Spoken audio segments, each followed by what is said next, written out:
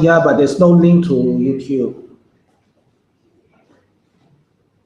There's no link to YouTube. Okay, there's a YouTube page. Then you share it on the event. Are we broadcasting it? Not yet. Yeah, it's broadcast already. Okay, it's broadcasting already. It's all live. Okay. So I'm going to put the YouTube link somewhere. Yeah, you're actually live right now, and we're actually having a conversation with the rest of the world. Hello, everyone. Okay. Today's talk is on free culture. Basically, it's a series. Free culture is a really big topic, and this is just an introduction, mostly for creative works. We will also have 2 more, which is on open source next week, and another one on open data. So before you can understand why we need this talk, we need to talk about intellectual property rights, or restrictions, as some of us would like to use it. And this is actually a really misleading and confusing on purpose. So I'll go through why, and the reason they use IPR is because IP is actually consists of several different topics covered under different laws and under different legal mechanisms. So when somebody says, I need to increase IP, or my IP is being infringed, it's actually not very clear exactly which one it is. And this is one of the reasons why it's actually bad to use the word IP. So what does IP consist of? First of all, the one that everybody talks about is copyright. Okay, and usually when people talk about ownership of content, like who owns the photo? If I put it on the internet, whose photo is it? If I write a book, who owns it? This is usually related to copyright. So copyright is not something that you need to register, although there is a registration process. Generally in Malaysia, according to the Malaysian law, and I'll need to double check on this, is that basically all you need is the statutory declaration on who owns something.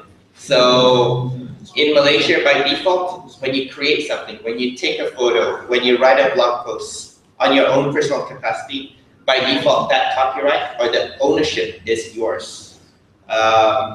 If you're paid by somebody to do a work, quite often that work is the copyright of the person who paid you to do the work. So for example, if I am a magazine company and I pay a writer to write an article, generally the article that's been written by that author, even though it's written by such a person, is actually owned by the magazine. So when you think about copyright, think ownership. Who owns something? So in Malaysia, as I shared before, if you want to make it more legal, all you need to do is actually have a statutory declaration of ownership on copyright. The protection on copyright is, at this, previously I heard was 50 life plus 50 years, which means once you write something, the copyright ownership of that is with you for your duration of your life until you pass away. And then after that, the ownership of that lasts for another 50 years, probably to whoever inherits your work, or depending on your will and donation. If I'm not mistaken, Sean just raised that it's been amended in 2012 to make it 75 years. If I'm not mistaken, this is to average it out so that it's about the one generation lifetime afterwards that can benefit from the ownership of this. So again, just to stress again, copyright ownership is one part of IP. So if you own something, what can you do with it? We'll go through that a little bit. So there's another part of intellectual property, and that's called patents. And patents is usually, previously copyright is generally on creative works. Patents is related to industrial things, usually things that can be mass-produced, inventions. Usually when you think of inventions, think of something like the light bulb, for example. Or you can think of the LED screens. What's the technology behind creating an LED screens? That is a novel invention that can be mass-produced. And generally, patents are there to protect the inventor so that they can profit from such a new idea. The other idea, reasoning behind patents is actually also to be able to, so that technologies and inventions can actually be shared with society. For that reason, patents are actually a lot less in terms of the protection. In Malaysia, if I'm not mistaken, it's 25 years or something like 20 plus 5 plus 5, if I'm not mistaken. So it's about 20 years, after which, once the patent has expired, it now goes into the public domain. And anybody now will be able to create or reproduce it. So for example, if I invented the light bulb, for 20 years, every light bulb in Malaysia, if you want to make a light bulb, you'll have to pay me some sort of licensing term for it, because I own the rights for it for 20 years for that invention. And after the 20 years has lapsed, then anybody can make light bulbs. Okay, so it was one, to protect the creator. Second was to make sure that technology is in the hands of society after a period that's not too long. So you can see contrasted with copyright. Copyright was lifetime plus 75 years. So something under copyright will not be in the public domain, which means no ownership for, at least in Malaysia, if you live long enough, probably for about 150 years. Patents, 20 years. So if somebody invents a light bulb, 20 years from now, everybody can make a light bulb without any restrictions. The other component of IP is trademarks. Again, yet another separate law.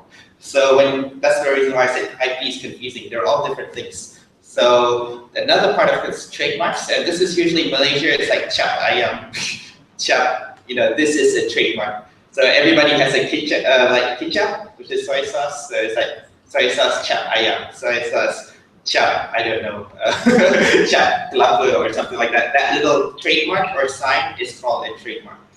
And it's logos and symbols to show that this is the trademark of your company.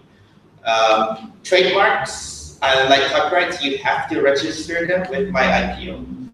And not only do you have to register it, you have to actively protect misuse of it. So for example, if I make cap ayam kicap, right? If another person uses cap, my little chop of cap ayam, to make another food product related to soy sauce or ketchup, then I should actively say that you cannot do that. I have registered it with IPO. So this is an interesting thing. I do Coca-Cola. Not many people know this. I actually found out really interesting. The Coca-Cola sign here that you see, this little logo, is actually not under copyright anymore. Oh, what? So it's the original logo as it was designed was done in the 1900s. Like a really long time ago. So it's already lapsed into public domain, and there was no action. So actually, you're okay to print a T-shirt with Coca-Cola, this Coca-Cola symbol on it, because it's on the public domain. Right.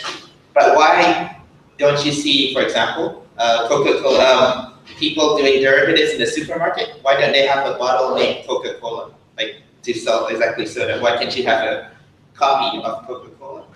And the reason for this is because Coca-Cola, this thing is actually registered as a trademark. So you cannot use this for food stuff or make another bottle of Coca-Cola. So you can make it for a T-shirt because it's not Coca-Cola, it's not in the business of making T-shirts. But if they do and they're registered, you cannot do that. You can make posters with this, but you'll not be allowed to. Use it for a competing product. It's a trademark of Coca-Cola. Coke actually has gone a little bit behind this. They've actually even trademarked the shape of the Coke bottle. So that's another way that they differentiate themselves, even though their logo itself is out in the public domain. So here's an example where copyright is lapsed. So the logo is public domain. Anybody can use it as they wish, but they cannot make it on a soda bottle or in Malaysia, a soft drink bottle, because Coca-Cola has trademarked this. And if I'm not mistaken, for trademark, you can keep renewing it as long as you're in business. So it's unlimited. It makes perfect sense. I mean, your business shouldn't be able to copy your own logos and brands. Make your own. Call it Pepsi if you want. Which one tastes better? That's up to you. There's another aspect, and this is a really hot topic in Malaysia. Again, this is yet another separate law, nothing to do with copyright, and it's called industrial design. And industrial design is usually related to things like handbags, shoes, fashion. This usually comes under industrial design. So when people say, oh, you're counterfeiting products, you're violating my IP. Well, they're not violating copyrights or patents or anything. Usually they're violating industrial design. So when you make a fashion, for example, let's say you're a fashion designer, and you design a dress, for example, or a t-shirt, you would actually register this with my IPO as an industrial design. I've double checked, but I think it's about 10 years, so it's not that long for industrial design.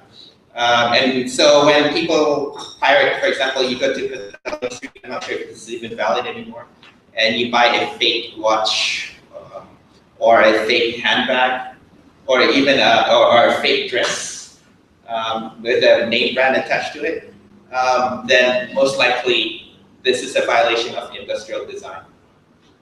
If they've registered it, if you don't register industrial design, it's like trademarks.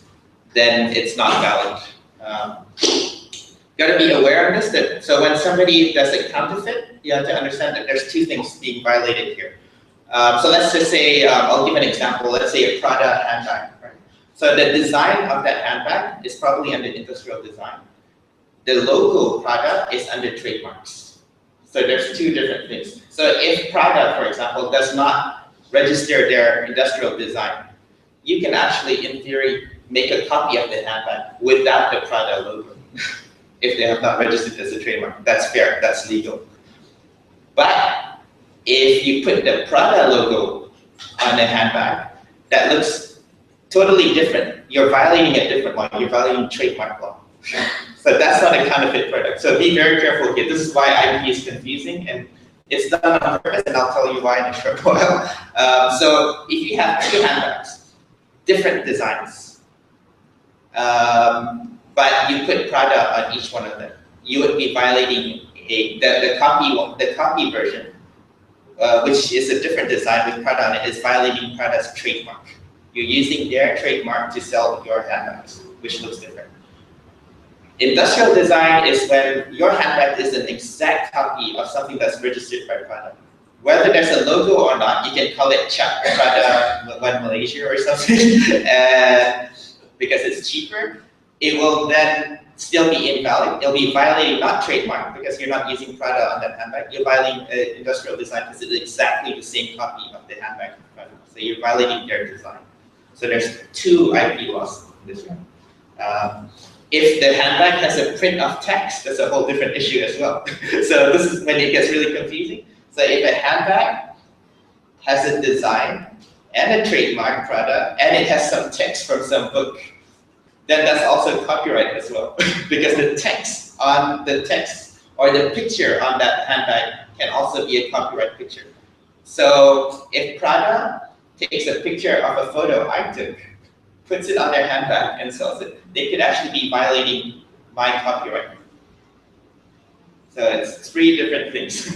So then how about software? We're going to add one more on related to IP, which is trade secrets. I know you're all hungry right now. I'm going to use this. Tasty, right? Well, anybody have a guess what company this is? KFC. Perfect, KFC. So KFC doesn't have a patent on grilled chicken burgers because anybody can make grilled chicken burgers, right? But what do they promote? They say our secret herbs and spices of 11. That's what you call a trade secret.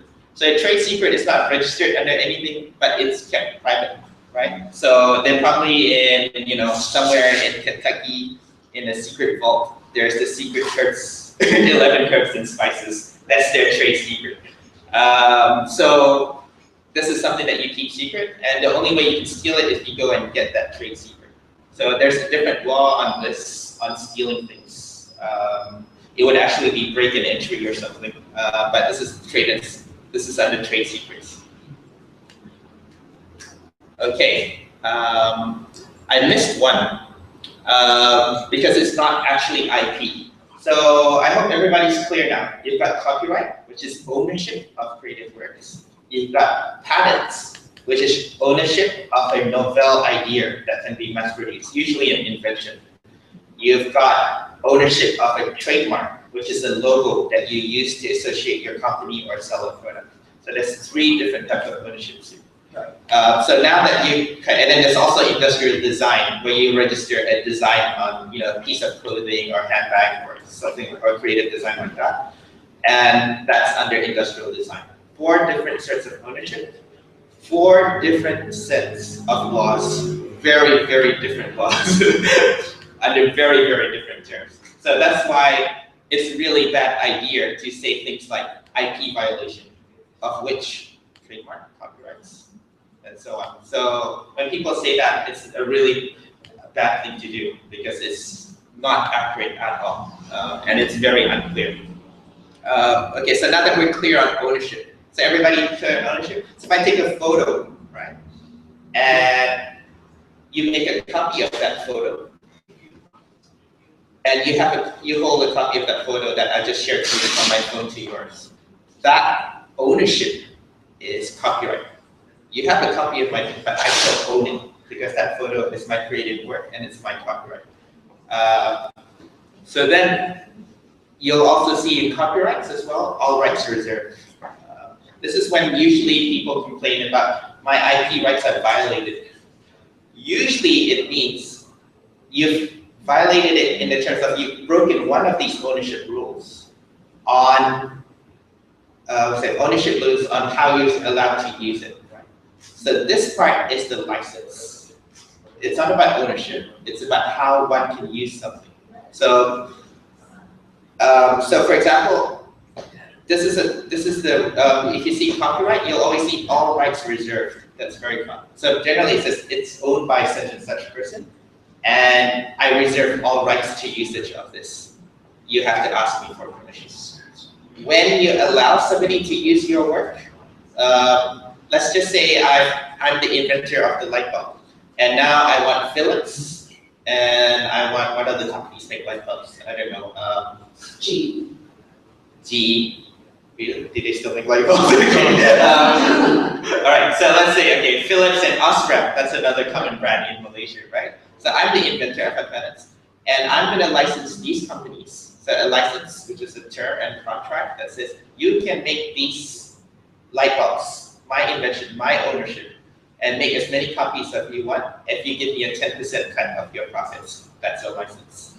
Another license would be the license when you click OK when you use a piece of software. So when you say that, when you use the software and computers covered under copyright. We'll go into really details on that later next week, sessions of open source. But why can you use it? There's a license to it. Sometimes you have to pay for it. Sometimes you're not allowed to copy for it. Sometimes you're allowed to copy within a single office if you buy an office license. That's a license by the copyright owner to you, paid or otherwise. So everything has a license. So for example, in the terms of softwares, if you look very carefully in the software code, they'll say bottled by FN Sendirian Berhad, right? And FN Sendirian Berhad, I think they make 7-Up, and I will get confused between the companies, but I think they do 7-Up. So bottle under license. So that means the Coca-Cola company or the Pepsi company has given a license. They own the trademark and says, yes, you can make these soft drink bottles and put 7-Up on it on behalf of us. And you got to pay us a certain amount for the profit or bottling. So why do we have this battle of copyright? So you'll see this very noble Greek hero tragedy thing going on. And you'll see that public domain is being stabbed through, let me scroll up, actually the big people being stabbed is corporations, large corporations. And then you have at the back there a little arrow by Free Culture to fight this thing. So why is there a law on the attack on public domain? Basically, all these laws, remember the default for copyright is life plus 50 years, or even the licensing of it, restrictions and copying. is that they've been extended for way too long. In some countries, in the US, they call this the Mickey Mouse Act. So the copyright for Mickey Mouse actually expired, I think, in the 1950s or so, under the original copyright law. But the Walt Disney Company wanted to ensure that the Mickey Mouse stays in their control. So what you do, you lobby for the laws to be changed. So the laws became 50, then 75, then life plus 100 years, and then life plus 100. I think they were trying even to extend it to 120 years, right? So the reason is incorporation because the original author is long dead, like long gone. And when a copyright lapses after a period, or when a patent lapses, what happens is that it becomes no ownership. This is what is called public domain. Public domain is that there's no owner of it. And this is generally good for society. Like good examples of stuff that have lapsed into public domain is, let's say, all the classical music. It's like in the 1700s, right? So these things should be in popular culture. Other things in Malaysia that should lapse, ideally for 50 years, it's actually, it's really bad. We argue for copyrights not to extend beyond 50 years in Malaysia. Do you know why? The reason for it is Malaysia has only been a country for 50 years. And if you extend it to 75 years, in theory, you're arguing for the generations or something. But what's bad for Malaysia is that 50 years from now, all the stuff that was created during the independence of Malaysia from people who have passed away are still not in the public domain, which means it's not in our culture.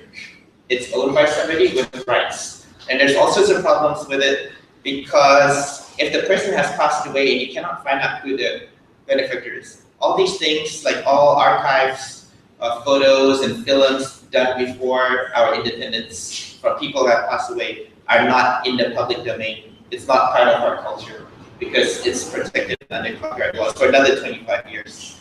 And another bad thing, side effect of these restrictive laws is that if you can't find a person, then the default applies, all rights reserved. So then we never have this in our common culture. So that's why it's important to provide public domain. So 50 years, ideally, all the things that we had from before should now be in culture. So that's why I actually asked some of my colleagues, is like, can you find some movies from the olden days on public domain in YouTube and actually know the truth? And if you find the archives of them, can you share it? I'm not sure.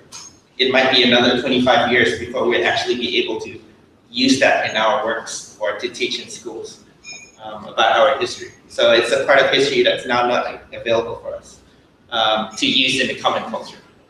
So what did the corporations do? Yes. So I got into a debate on this on Twitter with one of our upcoming politicians on this thing. So one of the interesting is that as technology improves, the rate of the ability to copy and share ideas spreads faster and faster. And every time this happens, and every time a technological innovation happens that allows knowledge and sharing to happen, it's trying to be curtailed by people. And this is not just the recent terms of MP3s. This has been going since the 1400s. You don't want to have another country have guns, for example. So you try to curb everybody else having guns. Or you would make laws in the countries that you have colonial rights over. It's like all you natives cannot have guns. Only I can have guns. I mean, this idea of ideas on control, on spread of ideas has been around for a very, very long time. And history has taught us that those in power, no, those without power, copy those in power without their rights. And once they're in power, then they impose other people not to copy their things. So it's a very hypocritical thing, and anybody who's in power generally doesn't want anybody else to have these rights. So in our case, in our generation, it's the large multinational corporations that own huge amounts of our media and creative and digital content. Whether software is music, movies, shoe designs, whatever. Most of these are now under control of big multinational corporations. And they've been repeating these scare tactics again and again since the 80s. So I'll go here. During the 80s, Remember, anybody here old enough to remember VCRs? Sorry if I'm exposing your age. This one, yes. Okay, you guys probably DVDs for you. Okay, so up until when the VCR was created in the 80s, I'm this person from the Motion Picture Association of America, MPA, said, the VCR is to the American producer and the American public as the Boston Strangler is to the woman home alone. So at that time, the Boston Strangler was a serial killer. So they're saying that this VCR is going to kill the movie industry. Why? Because the VCR producer had a recording function. So you could record things from TV, if anybody remembers that time. And that was one of the things that people loved about the VCR, was the ability to record things from TV and watch it at a later time. It's the older generation's TiVo, for those who know what TiVo is. So the other thing was that you could hook up one VCR to another and copy tapes with minimal loss on the original copy. So they thought that, if VCRs ever happen, it's going to destroy the movie industry. Everybody's just going to take from the TV. No TV shows will ever be produced, and no movies will ever be created because everybody would pirate VCRs as in copying, right? Well, did that happen? No. So in the 90s, they do again with DVDs. They said, well, DVDs is a perfect copy of digital things. So if you ever could copy DVDs, and they created restrictions on it. Again, if you could have a copy DVDs, it will destroy the industry, and they would do all these scare tactics where DVDs are funding terrorism and crime mafias and so on. They just scare people, saying that bad things happen if you copy. And then they do lots of misleading statements on people to make sure that people have this fear of copying and sharing and all technologies. So here's a good example. It's almost like a class. Look at the statement. Don't use unlicensed software. Can anybody see what's wrong with that? Don't use unlicensed software. Okay, now what we've learned before, right, was that copyrights is ownership and license is a term to use.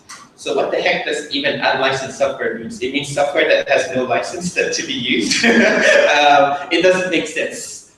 Everything has a license by default. It'll be all rights reserved. So there's no such, if there's anything, using a software that's unlicensed would be akin to using a software with no terms and conditions, which should be legal, right? Because there's no license on the terms and use. So that's one way that they confuse you. So they make it assume that everything is, they use all these things that are confusing, which makes no sense to make people scared about copying things. Another one is copying copyrighted works is theft. Oh, that's in there. Oops, sorry.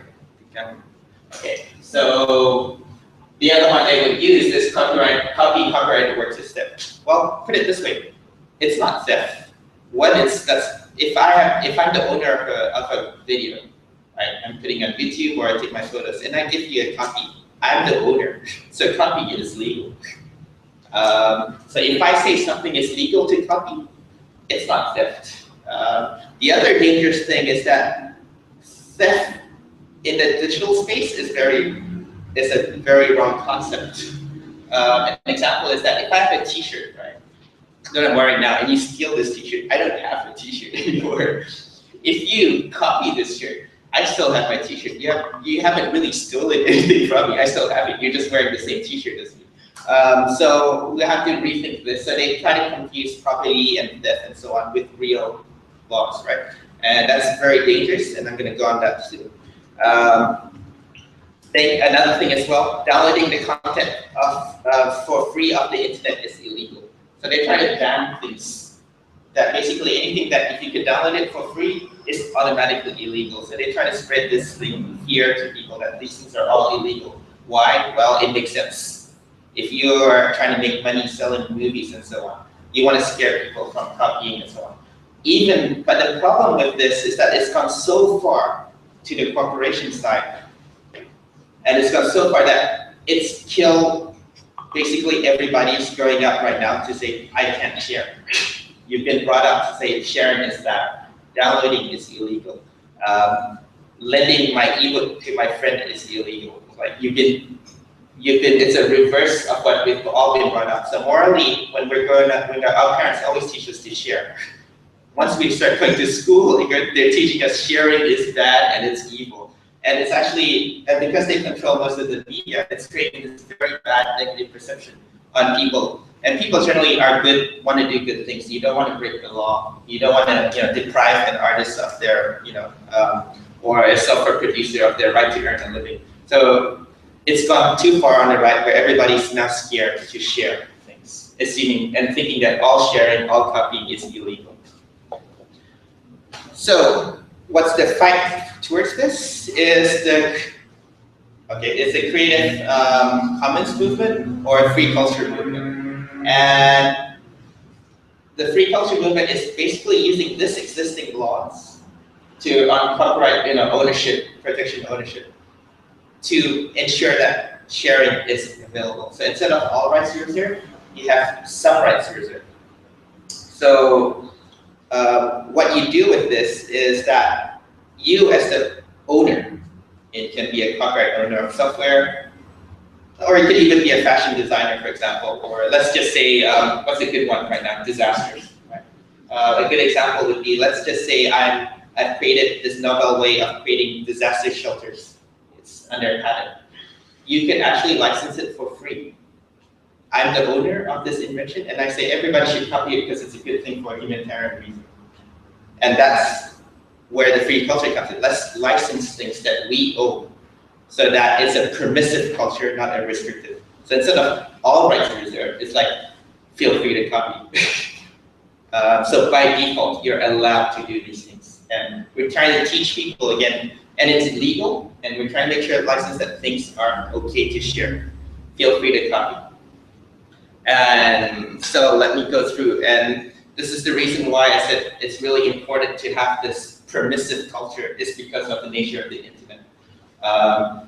We've seen from the 80s to the 90s, VCRs, and then DVDs. Now you can download a DVD for in 5 minutes on a really fast internet connection. You're licensing what would picture yourself? Yeah. But every picture is licensed, because I wanted to share that later. So, so this is accelerating. So next year, we're probably going to download a DVD in 1 minute. The few years after that, we probably download a DVD in 1 second, right? So the rate of connectivity and the rate of copying is happening at a very, very rapid pace. So we actually have a little demo there where we have 30,000 books. So in the early 1400s, 14,000 books would be only a really wealthy would be able to afford 20,000 books. Now anybody can download it in 20,000 books, probably with a few minutes, 5 minutes. 2 hours. 3 hours, yeah, okay. Depending on the size of the books, right? But you can download a 500-page book in probably 30 seconds these days. So then you can copy it to a dozen of your friends on Facebook or Google Drive or Dropbox, right? So it's a bad thing to have these restrictions by default. It's good for the large corporations, but you don't want to have a culture where you have access to these things but you can't share it. Good example is if I have a book and I need to teach some kids, why shouldn't I be allowed to share by default? And the other part that's changing now is that we're all content producers. We all have video cameras now. So video cameras used to be the domain of the movie producers. Now everybody can make videos on their smartphone. Is it a bad thing to share these things? I probably don't think so, because these are all these cultural things. And it should be, as much as possible, we should start sharing things. So I've just gone through some comments just now. Actually, I went a little bit ahead of these slides. So these are some examples of licensing that are available. Creative Commons, where you have things that creative work. I'll show you exactly what license they are, but it's basically permissive licenses on creative works. You have the GNU Free Documentation, which is a license on copyright works that makes everybody who uses some work has to reshare it with everybody else. And that person who uses that work also has to reshare it for everybody else as well. So what's a good example of this is actually Wikipedia. So I'm just going to go through that. The other one is free software. All of the software that I use on my laptop right now is free software. It's basically software that's licensed so that everybody can share. and anybody who takes that software has to share it with everybody else as well. You cannot keep it to yourself, as the source code at least. But it gives the right for everybody to keep sharing. Open source software is also similar in that sense. In the sense that software that's created is allowed to be shared by anybody and copied by anybody and developed by anybody without restrictions. So yes, I'm writing a licensed copy of software. It's not unlicensed. It's just that the license on my software, the author has said you're allowed to use it as you wish. So good examples, Wikipedia is a really great example of where it's not where permissive copyrights or restrictions is actually a good thing, or permissive licensing, I should be more accurate, is actually a good thing. So you look at there, like for anybody who's using it, it's like 4.8 million articles in English, or it's even 100,000 in Bahasa Melayu for Malaysia, in BM in Malay. So this is a licensing model where everybody who contributes is the default license is that you share it with everybody else, and it's created Wikipedia. So which is pretty much a domain knowledge of, I think, of pretty much the world's knowledge is in Wikipedia. Well, I wouldn't say the entire world's knowledge, but I mean a huge chunk of knowledge is in Wikipedia. And the license is permissive, so it didn't destroy any creative works. It actually created a repository of 5 million articles, some of which is very good. And it's so good that it actually put some of the encyclopedia companies, traditional ones, out of business. Which is not such a, and I mean, it's just a competitive nature, and we shouldn't restrict that. It's just a different model. Another good example is Project Gutenberg. Project Gutenberg, actually everybody knows about the Gutenberg press. And so the Gutenberg press, until the Gutenberg press was created, all books had to be handwritten when transcribed copy, which made books only the access to only the rich. Once the printing press was created, it made books accessible to everybody. So Project Gutenberg is now on the next step, which is put all the books that are in public domain, so all the books that have copyright has ever expired, into ebooks, so that everybody can now copy it even faster. And right now, I think there are at about 40,000 public domain books. So you'd be surprised that a lot of the books that you want to read, like Sherlock Holmes, is actually in the public domain. Jane Austen is in the public domain. You could actually just download Pride and Prejudice, for example. So if you wanted to study English, you don't have to buy a textbook. You could actually download Jane Austen, Pride and Prejudice, and teach it in your class without any restrictions, and everybody would be able to copy it. Not only that, you'll actually be able to translate it as well, freely, without any restrictions. Another example is the Public Library of Science. So if you're a student out there, this is really important to know your rights. So the problem with science is that a lot of the research articles are published in journals, in so-called established journals, which is a process of peer review. It's a costly process, and then once it's peer reviewed, it goes in a journal, and then that paper then goes into university. The problem with this is that there's a charge on those journals. You actually have to be at a university to access those journals, and you have to be a student before you can access it.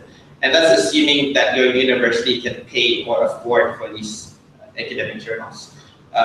There's negative connotations of this as well. If you think about tax-funded research, right?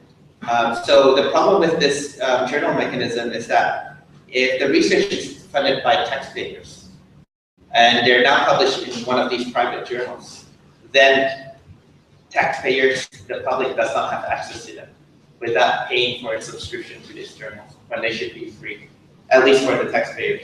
So the Public Library of Science is basically creates these journals, which are released under this license where everybody is allowed to copy, as long as you give attribution, which is actually closer to the academic ideal, research based on attribution.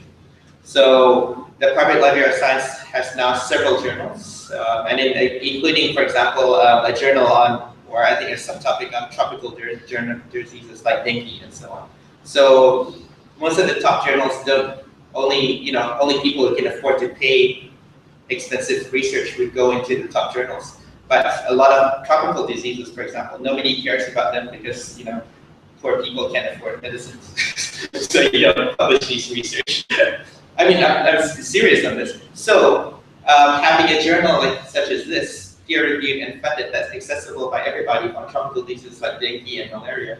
I think this is one of the reasons that Melinda Gates Foundation actually helped fund this journal.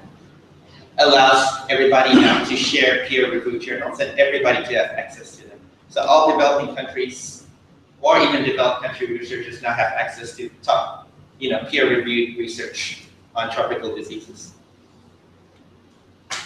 Another example, this one's on patents, is Tesla Motors. So anybody who knows Tesla Motors is one of the leading electrical and most innovative electrical vehicle companies, car companies, even batteries as well as solar power. They've got probably hundreds of patents on lots of novel inventions, such as this car. All the electrical motors and so on that make Tesla, such an icon right now and in the industry. All of it has been done through research and are innovative patents that nobody has ever invented. Tesla Motors actually came up with a statement saying that all of our patents, all the patents that they've ever developed, is free to use by anybody else without any licensing terms. So if Toyota right now, or Honda or Ford wanted to make a Tesla clone with the same engines and so on, they could actually do it with the exact copy. So why did Tesla do this? Because the founder said that the inventions that they have was too important to restrict to them. That electrical vehicles should be the way of the future, and that would actually be a good thing for the world as a whole. And despite having done this, they're still doing very well. They're a highly valued company, and they're not going out of business anytime soon. So it's not always true that patents which are highly restrictive are the only ways a company can be successful. Actually, if more from the Tesla model, they're actually doing really well by sharing this. And it's actually a good thing. If anybody can make better cars or better motors, they in turn will get the benefit of it, of a better society. Another common question is if I'm a creative artist, how am I ever going to get money from my things if people download my music for free? You'll see it on all the radio stations. Don't download the music, an artist will starve.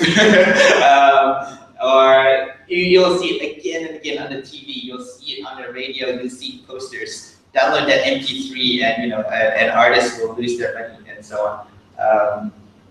And then they would get a lot of their top label artists and say these things like at award ceremonies and said, "Oh, by the way, kids, don't download music.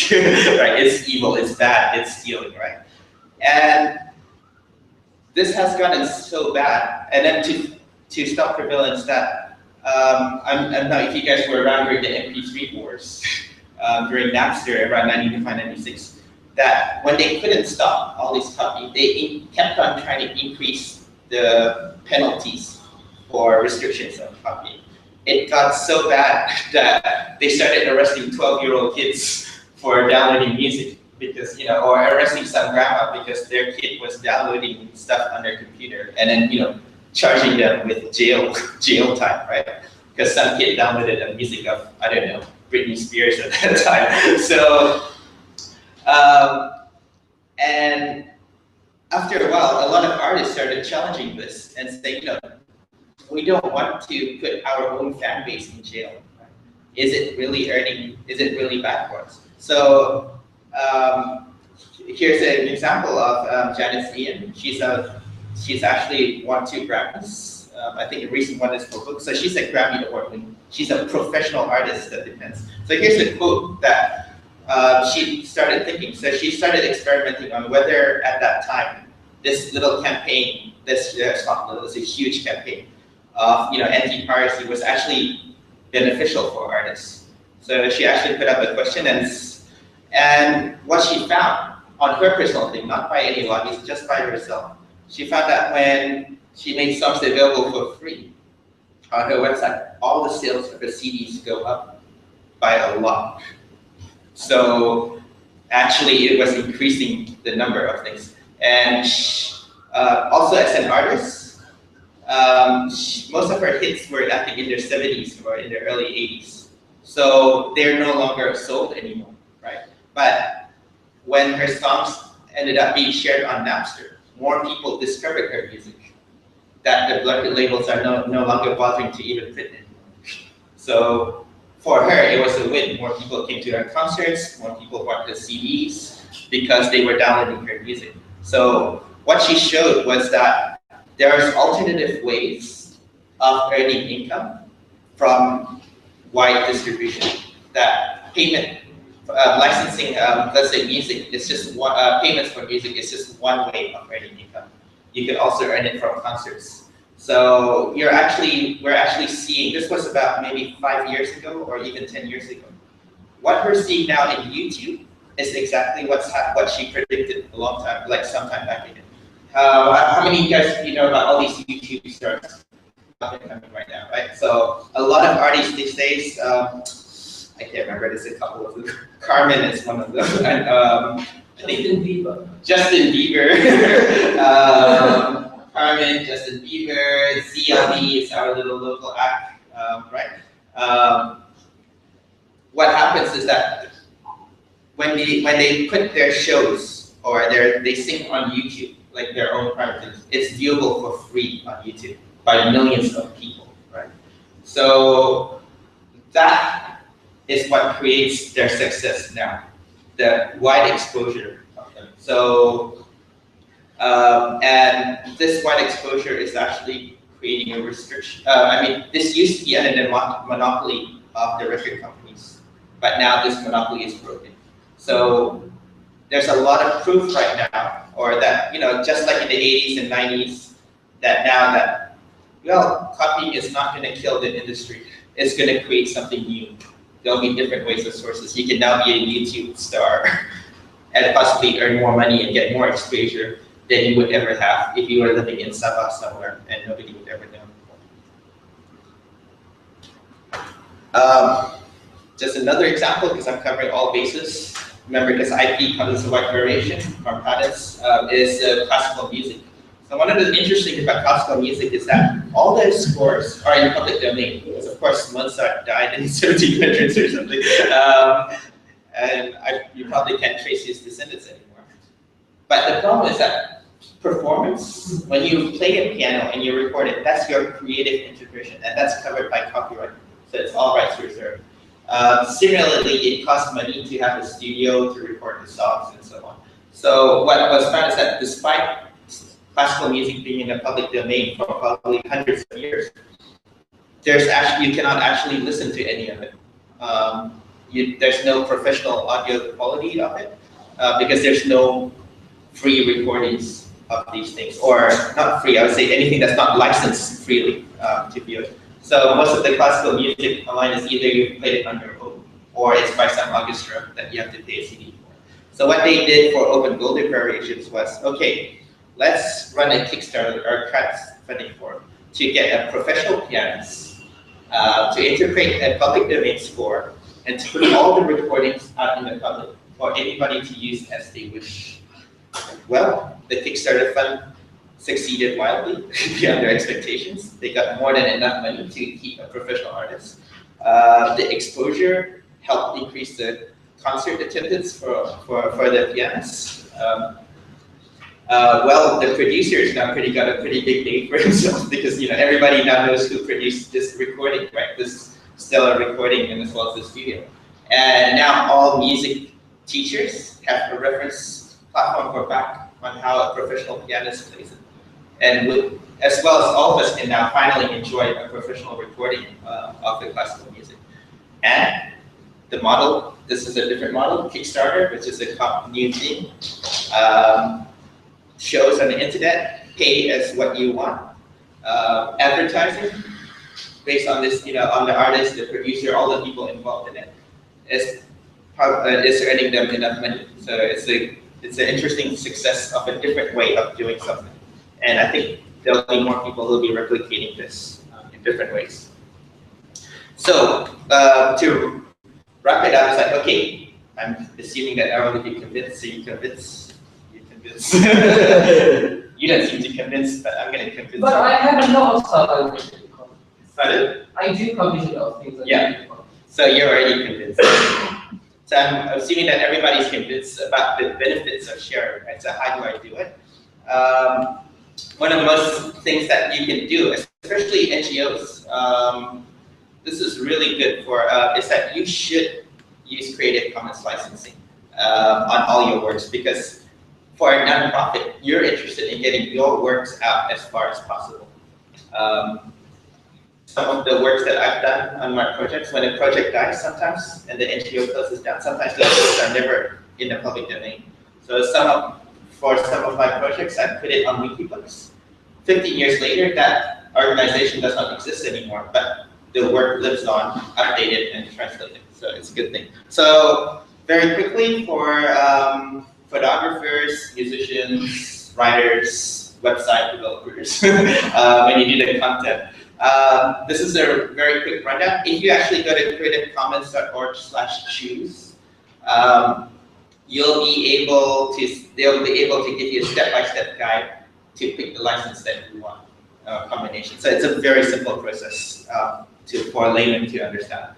But as a summary, by default, the simplest one is by attribution. That's almost like an academic license. Feel free to use it in any way you want to use it. Just make sure that I'm credited for the work. So that's generally a good way to go for personal photos and so on. Like my private photos, I just share it with anybody. It's a good thing. Share like means, well, you want to keep it. You don't want to, for example, I want to share something, but I don't want somebody to keep it private once they've modified and used it anyway. I want to make sure that they ensure sharing it to everybody else's work. So this is where share like comes up. I share it to you, you must share it.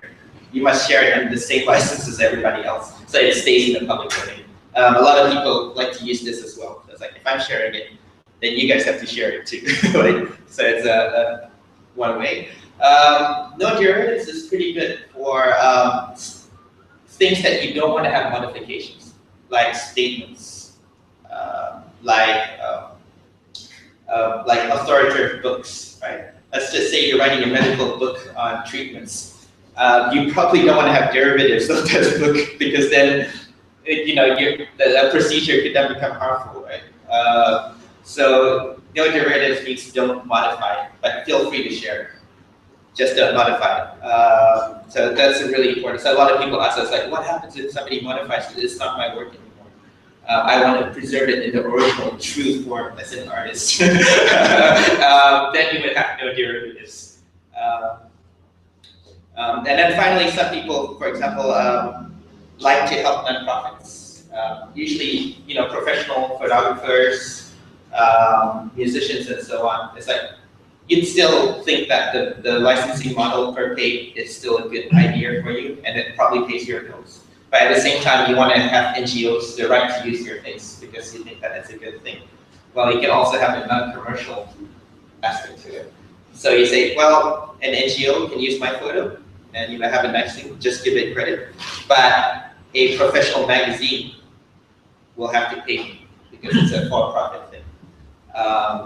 And finally, some people do it as well. They just do zero domain. Common zero is also called public domain, which is no copyright. But just basically do whatever you want with it. You can even say it's yours afterwards. It's okay. So you'll notice one of the most common things on public domain that's new, which is not old things that you'd be surprised. It's actually clip art. It's actually what, sorry? Clip art. Right. Those really annoying, stupid clip art people use in their presentations. A lot of those are in the public domain. The reason for that is, well, it's way too much of a hassle for anybody to use clip art in flyers and posters if there's copyright and licensing involved with it. So most people release clip art under public domain. Mostly because they just look horrible. But those are, and you don't want to have your name as an artist associated with them ever. But yes, that's a good example of public domain. Other good examples of public domain would probably sometimes some of cultural works would also be a good thing to have under public domain. If it's a, let's just say it's a, if it's a traditional tribal, song and dance, or I don't know, traditions and so on, you probably don't want to have this under a restrictive copyright regime. I mean, the example is Happy Birthday. I think that's still going on right now. You can Google on the issues of Happy Birthday. Things that are in common culture, you do not want to have under restrictive laws. People should be able to use it. It will destroy your own culture. It's not a good thing. And then this is going to be on tomorrow, which next week, which is software. There have many software developers here, and I think those that are here are already converted. Which is basically, software is a little bit more complicated. That's why we have a whole new session on it, because it's got patterns. It's weird, right? Because if you think about software, how many of you still use software from 10 years ago? Probably not. You probably didn't even use software from a few years ago, right? Anybody here use Windows 95? Probably not, right? I played old game. IE, who's still using IE here? Really? Yeah. Anybody still using IE here? No, right? There you go. I played Team Hospital. That's 10 years old. Yeah, so even, in Firefox now, less and less people are using, so things change really fast in IT world. But software is under copyright, and copyright is life plus 75 years. So it's even more imperative for software to be able to be licensed in the free, because if it's not, then it's technology 75 years ago. I don't even know what kind of computers I would use in 7 years, 5 years, right? But now at like 80, like what the heck would computers do? I mean, if I get to live that long, and that huge body of knowledge will never exist. So this is more for next week's talk. Plus it's a little bit more complicated. So similarly for software licensing, we have the same thing. You have GPL, which is like share alike. I share it with you, therefore you must share it with everybody else. And then there's the academic type of licenses, BSD and IT, which is basically just attribute, but you do it whatever you want with it. Just make sure that I'm attributed to it. And yes, if it's anything to call here after this talk is, I've already shared that the copyright regime in terms of the rights of the public has gone too far to the side of the corporations and the powerful entities that benefit the most from restricted sharing. So it's to help counter this thing, to provide a balance. There's no right or wrong. Both ways are okay. The problem is that it's shifted too far now in the balance, and that we should bring it back somewhere in the middle, where there's enough things of free culture and as well as things that are restricted, where people want to have commercial money in different business models. So one of the things, especially for us in this digital space, is to make sure that the IP restrictions are not increased further. That you shouldn't go to jail for downloading a song. That's a little bit extreme. Other examples is that in Malaysia, luckily, it's well defined. Our IP laws are actually pretty good. That's why I said let's defend them. For example, traditional medicines in Malaysia are not patentable. So stuff like traditional cures. I don't know anyone, but locally. I'm not sure if that's actually good. But herbs and so on that you find in the forest are not patentable in Malaysia. They're traditional medicines. But there are strong movements now from corporations to try to patent all of this. So traditional medicine suddenly become patentable thing. You cannot create a cough medicine from X herb anymore because of pharmaceutical content. In Malaysia, that's not allowed yet. Other problems that they have is patents on mathematical formulas and ideas. That's really bad too. Like if you think about, so if you come up with something different, it's still illegal. That's a really dangerous thing to apply to ideas. For example, if I invent a light bulb and you invent a different way to do a light bulb, that should be okay. But patents on ideas is a really dangerous thing because a different idea, the same idea applied in a different way will now be illegal. That's also not allowed in Malaysia at this time. So we have to ensure that it's protected. Similarly, our copyrights should not should not be further extended because we're such a young country. All the stuff from before independence and soon after independence should be in our public culture as soon as possible. Ideally, my kids, I'm like what, second, third, probably third generation, fourth generation of Malaysian after independence. Ideally, I think our kids already should deserve the right to learn and share works from the beginning of our independence, like, or just before, or before our history. That should be part of our common culture. Also, to share this knowledge, now you know the knowledge about IPs, and to avoid this fear, they call it uncertainty, download the song and you go to jail. Sharing is that. Now that you know the IP things, when somebody says something that doesn't sound right, then you think that you should counter it and educate people. Like, oh, it's actually okay. I've got the copyright, I own it, and I say it's okay for you to download it. Downloading is not always a bad thing, or sharing is not a bad thing. Again, I said no increases in legal restrictions, especially digital space.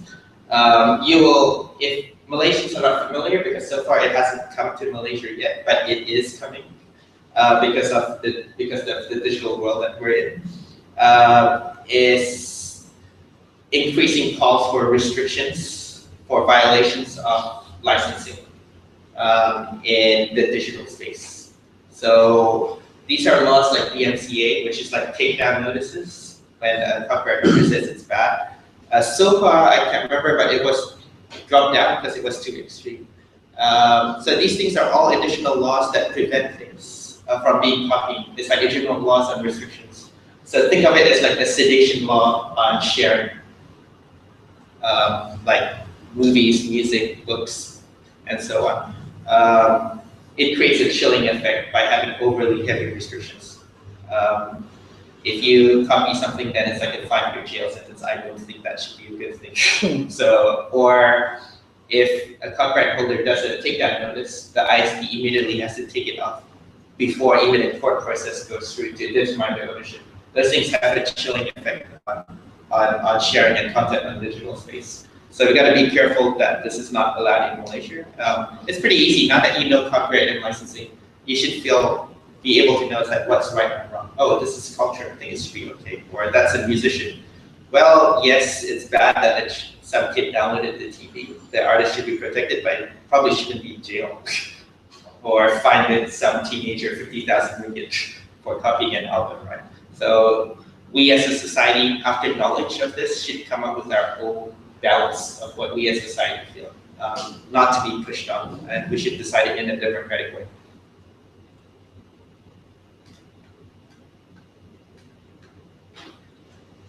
And also support the work of organizations. IP, as you say, is a really important space. Unfortunately, the legal part is really boring. It is extremely tedious and it's on purpose. Very complicated. There's exceptions. For example, it includes things related to accessibility. Here's a good example. Should books be allowed to be recorded into audio for the blind? That's an example. It's actually, that's being fought in international trade right now, to have that exception, that there should not be required restriction on people to make books accessible. It should be okay, for example, to have books if the publisher is not publishing a book as an audiobook or in Braille. There should be an exception that it should be possible to do so under law and not be restricted or punished for it. Those are the things that are now being fought tooth and nail. If you think this is why I often feel corporations are evil, because they are fighting tooth and nail to even provide what you think, such as that, not be able to provide books with it, because they said audiobooks will be a bad thing, or it'll be abused and everybody will download audiobooks. So for those of you who are lawyers or legal students or something, there's not enough people working to defend the rights in legal space.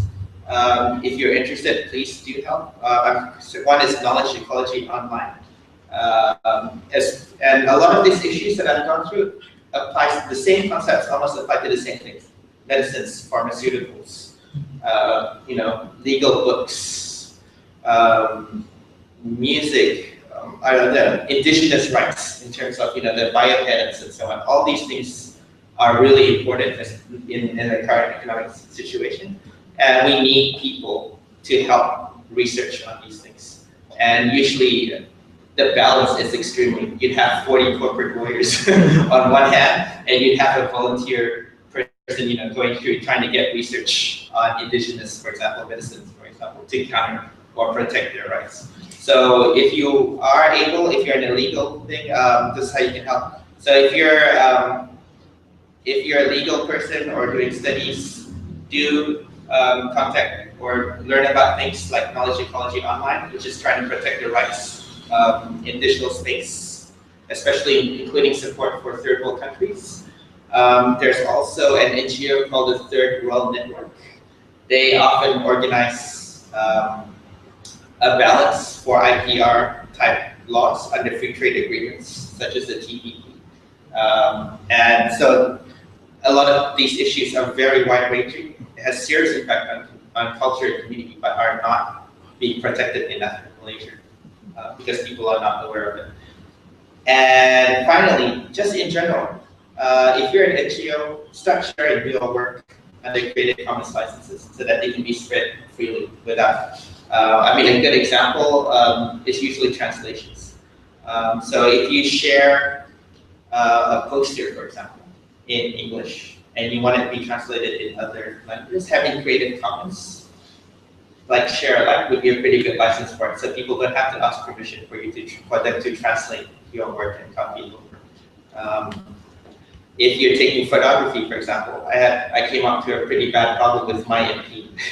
We wanted to have pictures, they want nice profile pictures of the MPs in full 3D scrolling and all attractive. And we don't have public domain pictures of them. What about from their parliament website? You have a little passport photo in blue.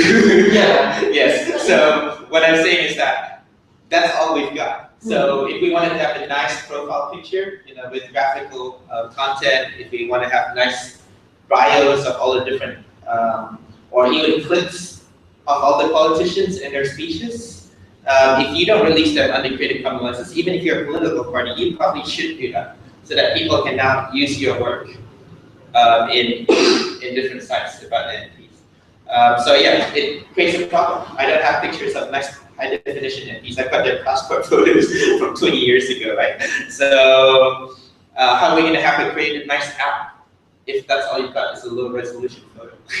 It's going to look horrible on modern devices with full HD screens. It'll be like this small and pixelated, right? So one of the things is that even us as a democratic society should make these releases as public domain. Photos from our events should all be Creative Commons licensed.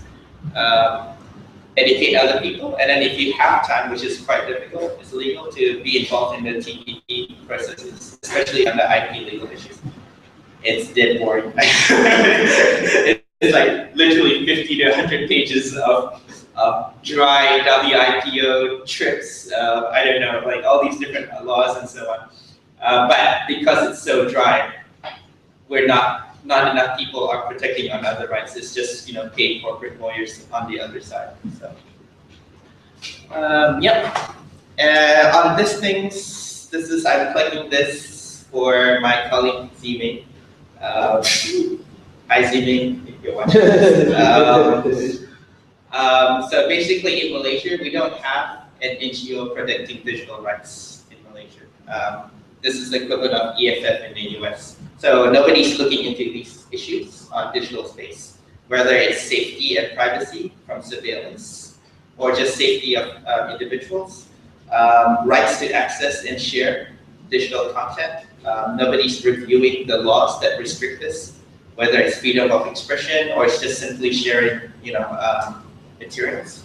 And also controls on right to publish and censorship as well in the digital space. So nobody's actually reviewing the laws.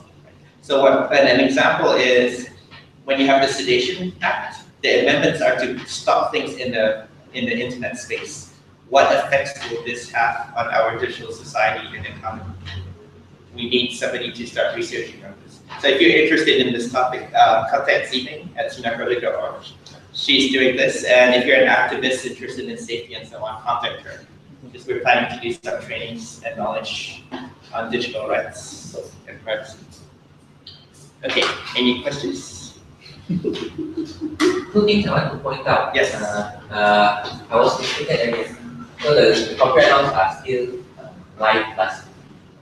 Okay. I just checked. All right. Okay. Second thing I want to point out when it comes to copyright in Malaysia, we now have registration. Okay. So it's not just statutory declaration. You can actually have registration of the copyright. Okay. From my view. So to repeat this for everybody, Sean just looked it up on the internet, and he shared with us that it's still life plus 50 years in Malaysia, which is a good thing for the reasons I shared earlier. And then second, that you actually have to register your copyright. It's voluntary. Yeah, okay. That you can voluntarily register at my IPO without a censorship. But I think the reason it's voluntary is that Malaysia is still a party to the Berne Convention, which is signed in like 1914, which still says basically that you just have to put your name on something and you own the rights to it. And usually with the registrations, it's actually a good thing. And the main thing is to prevent loss of contact information. So an example is that, let's say I'm a photographer and I've got a great body of work and I've passed away or I've moved out of Malaysia. And now nobody knows how to contact it anymore. And that's one of the biggest problems with the extension of copyright, is not being able to know who made it anymore because they disappeared or passed away. So registration is actually a good thing. The other reason it's a good thing is it simplifies the legal time. Yeah. Whoever has registered is being the owner, unless otherwise. Yes. I can see all sorts of issues with that in photography and other creative works. Like I wrote it first, now I posted it here, you copied it. So whoever registers it wins. Yes. It's that simple. It'll be interesting to see the legal challenge on that. It simplifies the process. Yeah, I think photographers would probably care about this. I've heard a lot of in Malaysia people stealing photos. Stealing as in using it without the permissions of the author, as in the license. So I think that's one bodies of work that probably or art is readily copied in Malaysia. And then having this registration would make it easy. Okay. What's the law covering copyrights for items created by the government, funded by the public, things like your laws? Okay, this is weird. Yeah, this is we've got a question from Michael. What are the rights created? What are the ownership created by government? It's success, so it's still owned by the government. Yes, I was, this is weird because I was in Mampu for a while and we wanted to open source some licensing and we asked them like, what's the rule? And One thing we haven't touched on is fair use. Fair use. Fair use. So if it's a government report, the government still owns the copyright. Yeah. But when we share the report, it's covered under fair use. Yeah. Because it's for the purpose for, say, education. Yeah. Malaysia actually has, So in Malaysia, actually, exceptions to the copyright restrictions includes academic use. Yeah. So to study something, you're allowed to copy it in Malaysia. So there's an exception for that. So how about we interpretive pyramid? Yes. So this is allowed for use. It's come under an exception. It's not free use, it's under exception for specific reasons. Academic is one. So if you reinterpret the script, then it's not.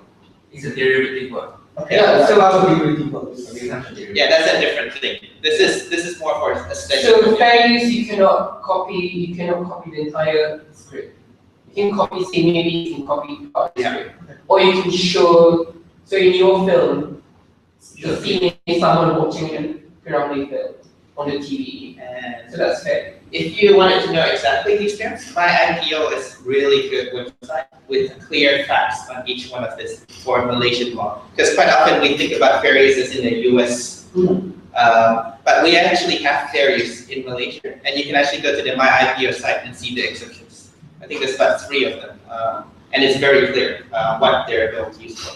But yeah, coming back to the question of government, I did talk to the government, and according to them, at least stuff that are published by is, yes, it's copyright milik kerajaan, but the license is basically public usage. You can use it in any way that you want. So that's the official, that's the default one. It doesn't hold true, and it's a very vague area when the government subcontracts this work to somebody else. And quite often, things like this should be government owned, but it's behind a paid role of a private company, right? And you make a copy of it, the private company goes says that you're violating the license of the copy. It happens a lot in Indonesia. So like an example is that, say the government publishes a book, right? I don't know, some kind of book. And they've done this through a publishing company, and they've given the rights, so the government has licensed this use replication of the books to a specific private company, and that only that private company can sell the book. Then that gets into a little bit of a gray area where there's a restriction now on the government-owned book. It seems very green. Yes. Because if it's wholly in the control of the government, Yeah. the law says it's the government. Yeah, it's government owned, but the government can license as they Fair say. use should apply. The government, but I think it's similar to how it's integrated in the US. The government can own works appropriated. So as the owner, they can license it as they see fit. So by default, like I said, in general terms, if you download off the Parliament website and so on, you're allowed to use it in any way, you know, because it's good. It becomes a little vague when it's subcontracted, and the government, as the owner, gives the license, which is a different thing from copyright, to a company, an exclusive right to sell it, for example. So that gets a little vague. I've never seen anybody challenge it before. Then I suppose it will be allowed for you to like photocopy that book, but you can make use of the content. Yes, I think so. Actually, people tend to think that photocopying book is illegal. Yes. It is. So to photocopy, it's fine. Yes. When you photocopy and redistribute, it's illegal. That again depends on the licensing. Yeah. Let's say it's a book that I write. Yeah. Because I'm such a capitalist, I Yeah. don't license to anyone. So you photocopy my book, it's not illegal. It's You actually, photocopy and it's actually, that's a violation. It's a violation. How is it violating? Because you have not explicitly given permission for him to copy. Copying is that you need a permission to copy. That's a But his copying not for registration. yeah, He's copying for his whatever. But it doesn't matter what it's called. It's a violation. it's a violation. It's just that when he redistributes, there's damages that you can sue for. Yeah, because the thing is, right, it kind of damages the, what do you call that again? It jeopardizes the sales of that particular author itself. So, basically, yeah, it's basically wrong, right? So that's the reason. Well, what you can do if you feel such a way is you actually have the license saying this book is all rights reserved except copying for personal use. That's your license. He's to allow it. copying. But if you don't explicitly say that, it's all rights reserved. So yeah, so basically he has to ask you permission, and you say yes, it's okay. If he doesn't, and you change your mind and you didn't say so, then he's going to be in trouble. So which is why it's important to have those licensing very clear. Like that's why Creative Commons was created, so that at least in legalese term, that it's very clear what you can or cannot do with something, rather than all rights reserved. So the problem before is that we don't usually cannot afford an IP lawyer to write a license. So Creative Commons creates this by default, so that you don't need to know legalese to learn how to share it properly while protecting your rights under specific things. So yes, it says share like not commercial, but if you actually click on the link, it's a pretty long legalese document. Yeah. So you click licensing, ownership. So that's a licensing. Your license terms is fair to copy for private use, not for distribution. Yeah. So can I confirm Malaysian Constitution is under what? Licensing or ownership? I would say Malaysian Constitution probably be in that one. Ownership of Malaysian government, but free to copy as you wish. The Copyright Act Yeah. explicitly states that the government owns. Yeah, the owner. Okay. But license? I said, yeah, I mean, the best I got was from the Attorney General's chambers on, this is software. But they basically said, yes, there's no restrictions on copying of government-owned material. In this case, it's clear. I think you can double check, but I'm pretty sure that that's the statement. But like I said, it becomes not clear when they give exclusive licensing to a company. So if they say only my print City Red Berhad is allowed to print copies of the Constitution, then that gets a little bit vague. Are you allowed or not? Because the government, as the owner, now said this is the licensing term. So you can think of that as tolls and public roads. The government has given a concession to that private company. So the government might own or set the rules, but then the license says you have to pay a toll. I mean, that's one way to do it. Yeah, because I think in the EMF they have some cases where safety regulations, I think in the US or not US, Germany or whatever, they were prosecuted because of copyright. You know, you got a good test case. Being watching is a good test case. Yes. So if you get sued, it's a good test case for this kind of situation. Yeah. So, I mean, what Sweden has just raised is that we wrote software to make the bills available on the Parliament side and also the Attorney General's chambers. We made a copy of it and we made a software product out of it. Is that illegal? I don't think so. But again, I can confirm that only knowledge I have on this, we can actually email the Attorney General's chambers. But in general, there's no restrictions on things like that, unless an exclusive license has been given to a publisher. Right. That one is a little bit vague, and I think there's a few cases on challenging that. I can't remember what they have an official publisher. I can't remember what it is, Karankov or something, but that is supposedly to be the only person with the right to print books. But as far as I know, everything else that does not have that arrangement is free for you to use it anyway. But the copyright is owned by the government. Okay, so I think, yeah. So let's say I've taken a video in Twitter or whatever. So what's the best way to get it up to administrative common stuff without too much hassle? Okay, that's a bit, Twitter's a little bit weird. It depends on the service. If it's, there's two licensings in place here, which is one is your present license, so Flickr, Picasa, YouTube all have options for you to select your default license or to change your license. So you can go to your YouTube channel, for example, and pick one of those licenses that you would like, and say this is what it's shared under. For video? Yeah, for the video or for your entire channel. So the default for every video that you put on YouTube in future will be under this license, right? That's one. Flickr is the same. There's a setting on Flickr that says by default all things, the same with Picasa, is by specific Creative Commons licenses, shared, non-commercial, and so on. So you pick it as a default. So next time anything that you upload through your Flickr app will automatically be licensed under Creative Commons. But usually there's also terms and conditions that you sign up to the services which you never read. But now and then it creates an uproar. Is that while on one hand you're allowed to generally, I've never, it's under most of the big services you still own it. But when you post it freely on YouTube, there's a little condition that says they also have some additional rights beyond what you've given. And if I'm not mistaken, when you post something on Facebook, they own it. You no longer own it. Okay, Facebook. You assign your rights. That's impossible. No, actually it's completely possible. It's completely Because it's completely possible. Yeah. As an example, it's I'm an author and I get my book published. Well, once it's published, and they pay me for it.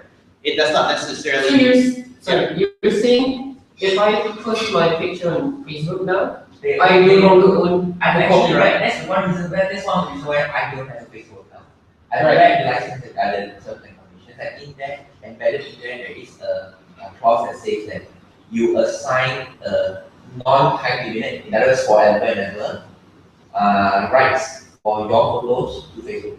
So that's basically licensing, right? We license. I know, basically that's assignment. It's different from licensing.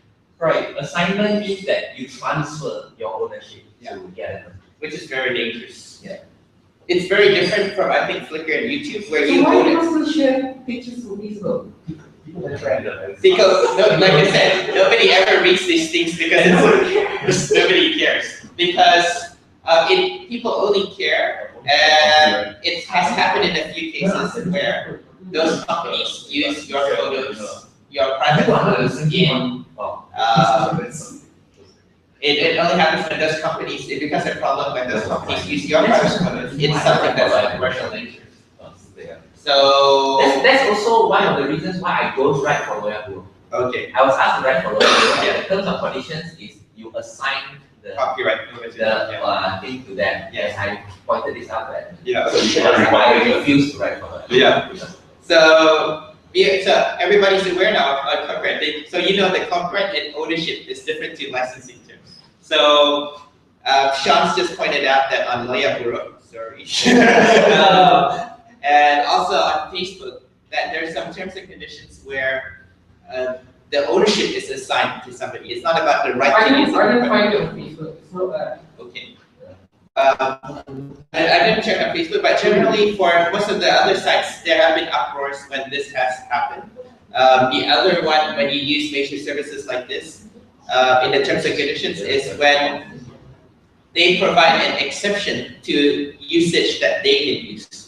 So so when you publish on Flickr or Yahoo has certain rights on how they can use. You own it, but you've specifically given them specific use. And generally, it's not much of a problem. But the times when it has become a problem is when they use your so-called private pictures for commercial purposes. As far as I know, Twitter, you need to double check, but as far as I know, there's no licensing things on Twitter in terms of making a video or image posted on Twitter explicitly accessible. So how you can do that, it's not so easy, unfortunately. One is that you have a little tag that says CC by SA, just like some of my examples here. You could, in theory, do what I've done here, which is you put a photo mark with some sort of Creative Commons license. This is for services that don't explicitly allow you to license something. You could put a little watermark saying Creative Commons license with your name on it. Then no matter where it's shared, this little photo mark, so instead of, I know photographers like to do photo marks to do things, but maybe you could do that and put a Creative Commons license additional number. So that people will not only know that it's your photo, but when it's shared on a service that does not explicitly say the license, that it's clear on the photo or media itself. And people do that as well on YouTube. So when a YouTube license choice is not there, they put it under standard YouTube license, but they actually put it in the credits on the video. This video is also licensed under XXXX music under it. So they put additional conditions in there. So yeah, to do Twitter, I think that's a bad thing. I know, I've seen lots of my photos on Twitter reshared. And it's like, that's my photo. And it happens a lot. Mostly because people don't understand the idea. They think that it's okay to share, which is a good thing. But at the same time, they're not aware of the issues of copyright and licensing. So best is for you to keep, or you can also put it on your Twitter profile. All images that I've shared posted are licensed under Creative Commons license. Feel free to share, but please credit me, for example. That's another one. Your blogs, you can put it there. Please feel free and put Creative Commons for your writings. And then people would know that it's okay to copy it and put it on newspaper and credit you.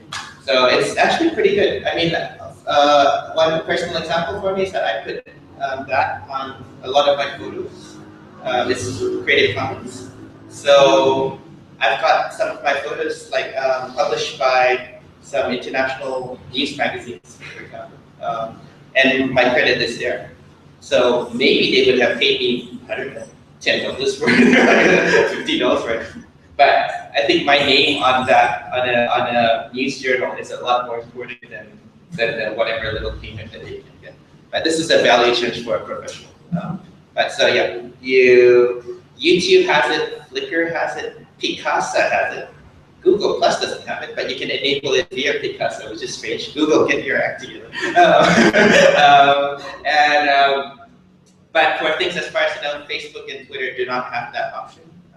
There's a possible copyright assignment issues. So one way you can do that is actually put it in your profile or in the description of your photos. It's not automated, but that's one way to do it. Yeah. I'm PY. Actually, if you contribute something to Lawyer Guru website, you do not transfer the ownership of the contribution. Okay. It's written. Where? Yeah, Which number? B3. Okay. Let's see what one. Alright, yeah. The time I'm gonna end this now. So thank you for joining us. If you're watching this live, and we'll edit and put this up on YouTube shortly. Thank you. Stop.